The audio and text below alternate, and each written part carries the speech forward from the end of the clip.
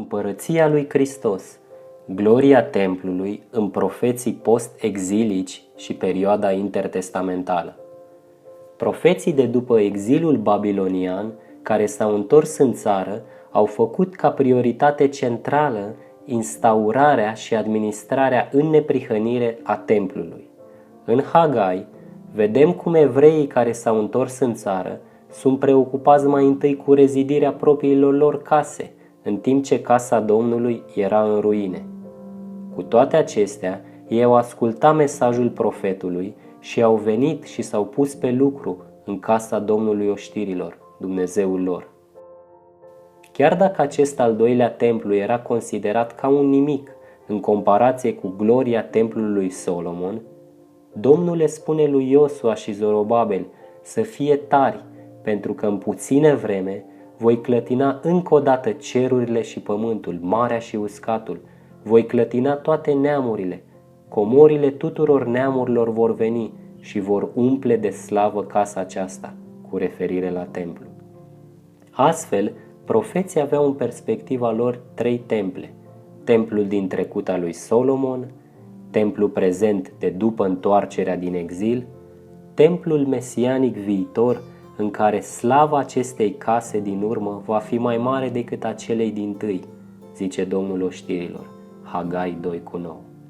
De asemenea, vedem și în profetul Maleahi o puternică mustrare profetică în ceea ce înseamnă administrarea coruptă de la templu.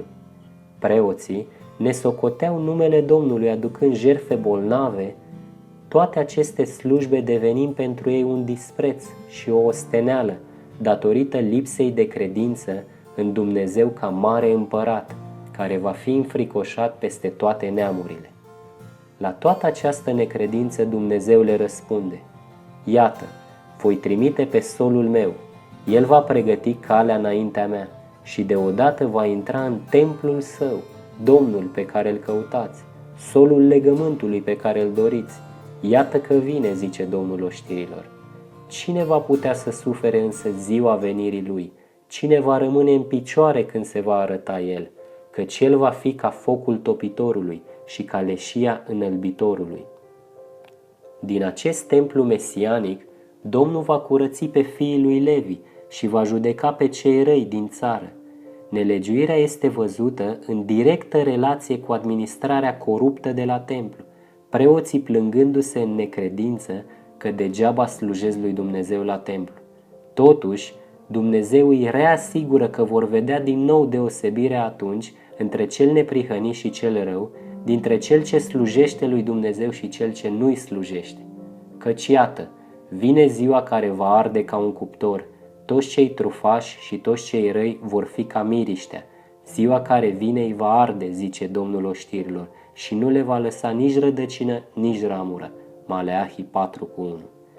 Astfel, avem prin aceste scrieri ale profeților o imagine de ansamblu a relației dintre templu în acest veac, venirea lui Mesia și instaurarea judecății și dreptății în ziua Domnului, ziua aceea mare și înfricoșată. În aceeași lumină, în cartea profetului Zaharia, preoția de la templu era văzută în înțelesul ei de administrare până la o vreme viitoare. Astfel, Iosua, fiul lui Iotsadak, marele preot, Zaharia 6:11, a fost încoronat proleptic, ca o evocare în avans a unui eveniment ulterior, în anticiparea odraslei care va veni. Iată că un om, al cărui nume este Odrasla, va odrăsli din locul lui și va zidi templul Domnului.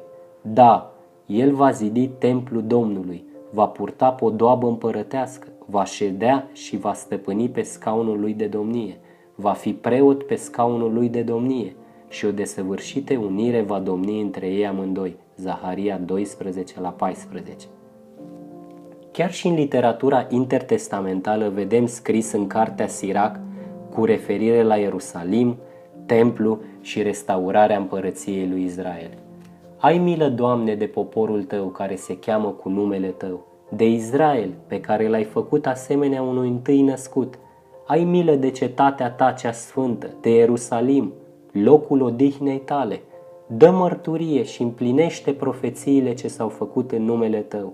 Răsplătește celor ce te așteaptă, așa că profeții tăi să se adeverească. Sirach 36, 12-15. La fel și în cartea Tobit. Dar Dumnezeu va avea iarăși milă de ei. Dumnezeu îi va întoarce în țara lui Israel, iar ei vor rezidi templul, totuși nu cum a fost cel dinainte, ci așteptând împlinirea vremurilor hotărâte. După aceea se vor întoarce toți din robie și vor rezidi cu fruntea sus Ierusalimul, iar templul lui Dumnezeu va fi rezidit, după cum au spus în această privință profeții lui Israel. Toate neamurile lumii întregi, toate se vor întoarce la Dumnezeu și cu adevărat se vor teme de Dumnezeu. Toate își vor părăsi idolii care le-au făcut să rătăcească și ele în dreptate îl vor binecuvânta pe Dumnezeul vecilor. Tobit 14, 5-7.